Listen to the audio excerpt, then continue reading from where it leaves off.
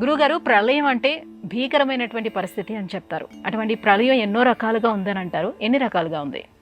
ప్రళయము ప్రళయము అంటే ప్రకృష్టంగా నాశనము కావటం. లయము అంటే నాశనము, బాగా నాశనం కావటం ప్రళయం.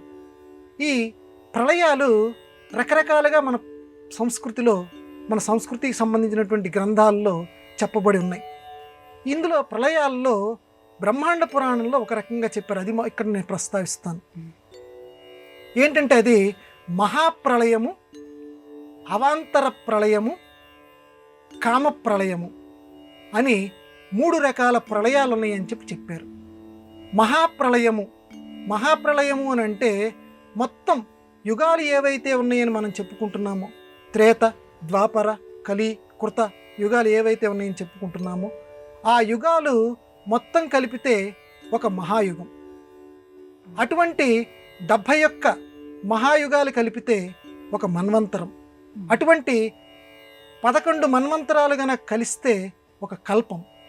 అటువంటి కల్పం బ్రహ్మగారికి ఒక రోజు. అటువంటి 360 రోజులు కలిస్తే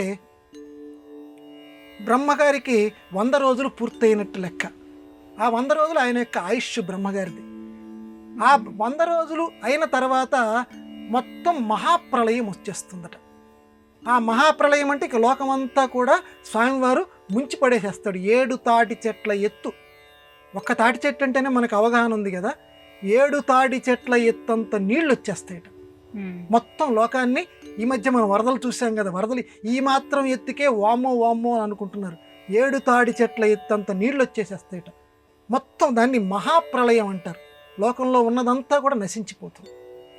ఇది మహాప్రళయం. మధ్యలో ఇంకొక ప్రళయం వస్తుంది, అవాంతర ప్రళయం. అవాంతర ప్రళయం అంటే ఏంటంటే కల్పం అని ఇందాక మనం లెక్కని చెప్పుకున్నాం కదా. ఆ మన్వంతరాలు గడిస్తే కల్పం ఏర్పడుతుందని చెప్పి, ఆ కల్పం చివర బ్రహ్మగారికి సంభవించేటువంటి, అప్పుడు ఆయనకి శక్తి ఉంటుంది. మహాప్రళయంలో మాత్రం బ్రహ్మగారికి శక్తి ఉండదు. ఈ మధ్యలో వచ్చేటువంటి ప్రళయం ఏదైతే ఉందో కల్పం తర్వాత వచ్చేది, ఈ అవాంతర ప్రళయంలో మాత్రం బ్రహ్మగారికి శక్తి ఉంటుంది. కాకపోతే లోకమంతా కూడా నశించిపోతుంది. ధాత యథాపూర్వం అకల్పయత్, మళ్ళీ యథాపూర్వకంగా లోకాన్ని మాత్రం ఆయన సృష్టించగలట. అది అవాంతర ప్రళయం. ఇక 3వ ప్రళయం ఉంది, కామప్రళయం. ఇది అమ్మకి దేవీ నవరాత్రుల్లో సంబంధించినటువంటి ప్రళయం. ఈ భండాసురుడు అనేటువంటి ఈ రాక్షసుడు, వాడు ఎటువంటి రాక్షసుడు అంటే మిగతా రాక్షసులు ఎవరూ చేయలేనటువంటి పని ఒకటి చేశాడు. ఏం పని చేశాడంటే లోకంలో కామశక్తిని వాడు నశింపచేశాడు. కామశక్తి అంటే కోరికలు కలిగించేటువంటి శక్తి. అంటే మనలో కోరిక అనేది, ఇప్పుడు మోక్షం కావాలి అనుకోవటం కూడా ఒక కోరిక. కోరిక అనేది ఎక్కడో చోట ఉండాలి. మనిషికి కోరిక అనేది ఉంటే అది రాగాత్మక బుద్ధి అవుతుంది, వ్యవసాయాత్మక బుద్ధి అవుతుంది.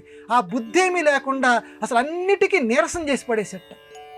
వాడు ఎంత గొప్ప అస్త్రమో చూడండి. అంటే మనిషిలో ఏమాత్రం కళాదృష్టి లేక రసదృష్టి లేకుండా అంత నీరసం చేసి పడేశాడు. ప్రతివాడు కూడా శుక్ర నష్టంతో ఉన్నాడు, ప్రతివాడు కూడా నీరస దృష్టితో ఉన్నాడు. అలా చేసేట. ఆ సమయంలో అమ్మ కామప్రళయం ఏర్పడింది. ఆ కామప్రళయం ఏర్పడినప్పుడు అమ్మ మన్మధుణ్ణి సృష్టించింది. మన్మధుణ్ణి సృష్టించి తిరిగి లోకంలో సృష్టికి ఒక బాటని ఏర్పాటు చేసింది. కామప్రళయం ఏర్పాటు చేశాడు భండాసురుడు. ఇట్లాంటివి రకరకాల ఈ కామప్రళయాలు ఈ యుగ సంధుల్లో వస్తూ ఉంటాయని చెప్తారు. కాబట్టి ఈ 3 రకాల ప్రళయాల్లో కూడా దేవదేవుడు అటు అయ్య రూపంలోనూ ఇటు అమ్మ రూపంలోనూ నిలబడి మళ్ళీ తిరిగి సృష్టికి కారణభూతులు అవుతూ ఉన్నారు. ఇది ఆ 3 ప్రళయాల్లో గురించి బ్రహ్మాండ పురాణంలో చెప్పినటువంటి విషయం.